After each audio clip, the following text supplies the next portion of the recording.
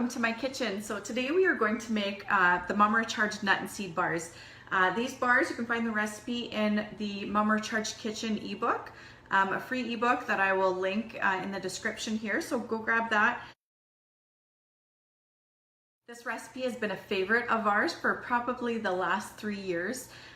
It's quick, it's simple, it's nourishing, it's high fiber, high protein, full of healthy fats, so it's amazing for moms, pregnant, we need those healthy fats, or postpartum, breastfeeding, or if you're none of those, everybody needs healthy fats. Kids need healthy fats as well, so it's delicious. I've tried this recipe on people who aren't healthy eaters at all, and they love it too, so my kids love it. It's a win-win. So we'll get started. Okay, first I preheated the oven to 350. It's ready to go now. And then I'm gonna add 3/4 of a cup of shredded coconut. You wanna buy that unsweetened shredded coconut. Next, you wanna add 1/2 cup of chopped walnuts. I did pecans. You could do pretty much any nut or seed you wanna chop it up. So you could do peanuts, you could do almonds, walnuts. So we'll dump that in. And then we are going to add sesame seeds. So I've got my good natural, organic natural sesame seeds here. We need 1/3 of a cup of sesame seeds. These are amazing nutrition-wise as well to add to your diet. Pretty much all nuts and seeds have got such amazing nutritional qualities. It's nice to kind of switch it up. If you like to have peanuts all the time, if you like to have almonds all the time, it's nice to switch it up a little bit. They have a slightly different nutritional profile. So this one's got a bit of everything in here. Then we want 1/4 of a cup of pumpkin seeds. I love these jars. I get these at Ikea. And then just it looks a little bit prettier. I've got like tons of jars in my pantry. So it's easy to see what you have. So 1/4 of a cup of pumpkin seeds we need next. 1/4 of a cup and 1/4 of a cup of sunflower seeds.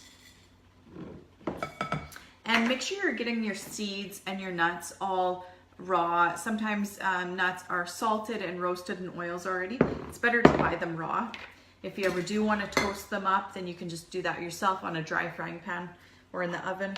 This all goes into the frying pan. So we've got all of that into this bowl, and I'm just going to take you over to my stove now. Okay, so we're going to turn this on to medium heat on the frying pan, and then we're just going to dump that into here and sort of spread it out a little bit and wait a minute or two for your pan to warm up. And then once it's warm, you want to watch it pretty closely. That coconut can get browned up pretty quick. So we will just give that a minute. So the pan's starting to warm up now. You'll be able to hear a little bit of snapping sounds too. And this is where you want to keep stirring and watch it a little bit more carefully here. You want it to brown just slightly, but not too much. You don't want it to burn.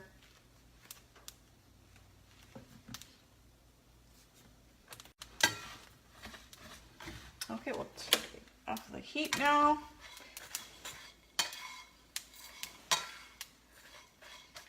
And we'll dump it into our bowl.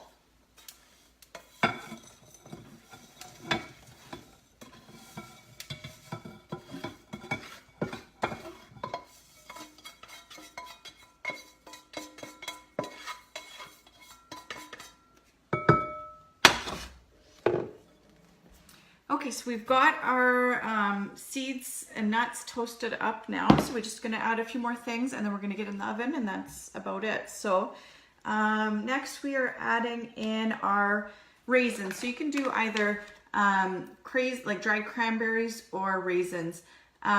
These, if you're doing cranberries, I like these ones from Good Natural that use sweetened with apple juice. Usually the raisins are packed with lots of sugar, so this is a nicer choice. I'm going to use these raisins for this batch. So we need 1/4 of a cup, and so we're just adding everything to this one bowl. So I like that it's minimal dishes. Actually, that pan that we just used, it just had dry nuts and seeds, so I just take a dry paper towel and just give it a wipe, and then it's clean.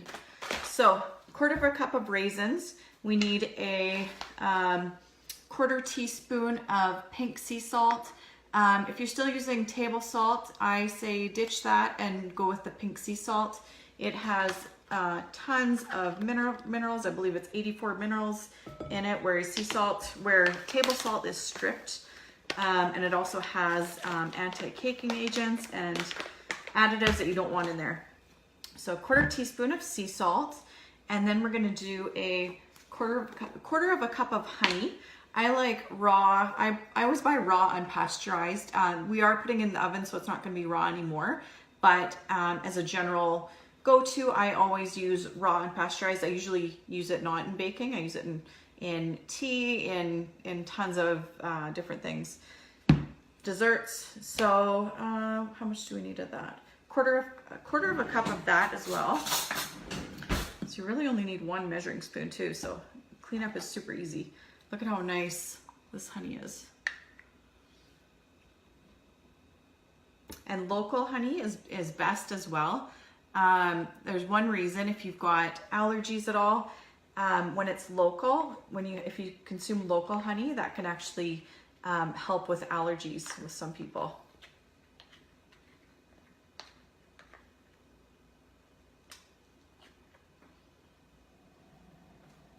Okay. So that is the pure Manitoba honey, clover honey.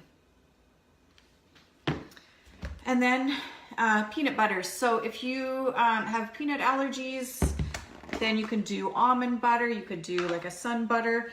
And we need just a 1/4 cup of this as well. So I like the Good Natural Fresh peanut butter. It's nice and fresh. It tastes amazing. And it doesn't have the added sugar and added oils, inflammatory oils that peanut butters like Kraft do. So you want to get just plain peanuts, and the fresher you can get, the better. Plain ground peanuts, I should say. So I think it was just a 1/4 of a cup. Yep.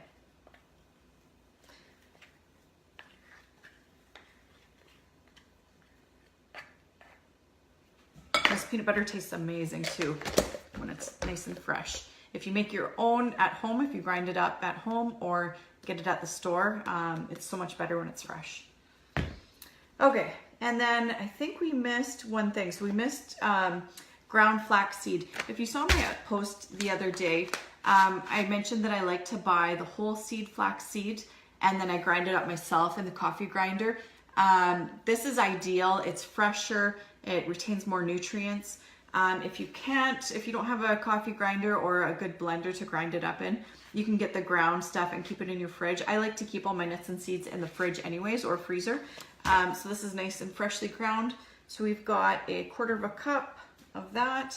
And I think that is all of our ingredients.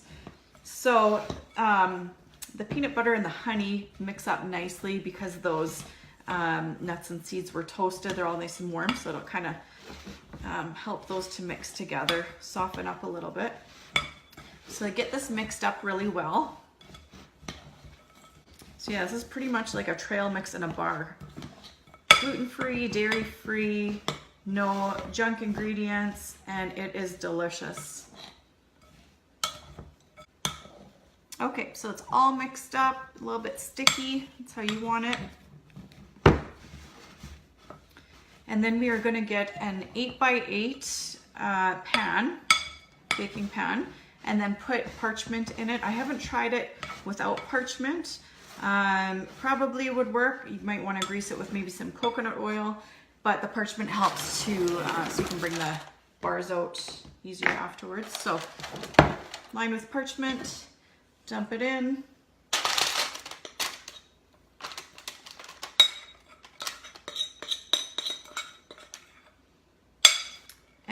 The trick to this, you want to really pack it down. These bars can get a little bit crumbly, so you want to pack it down really well.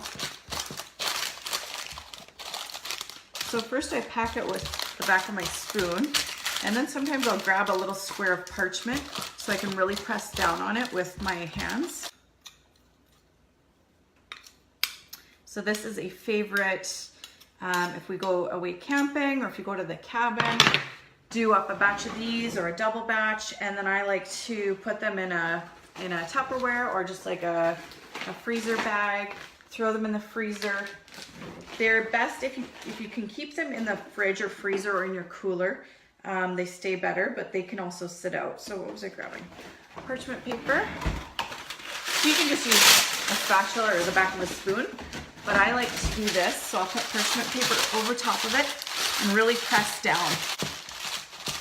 And like I said before, if you're a busy mama, you don't have a whole lot of time to make homemade stuff. If you are making these, do a double batch, and then you've got some in the freezer to last you quite a while.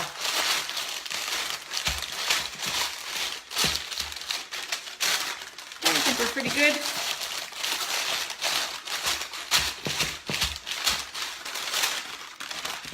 Okay, and it's ready to go in the oven. Okay, so that is in the oven for 15 minutes, and then we'll bring it out, let it cool a couple minutes, and then we will cut it, and then I like to put it into freezer bags and put it in the freezer. And in the meantime, I just want to give a little shout out to Good and Natural.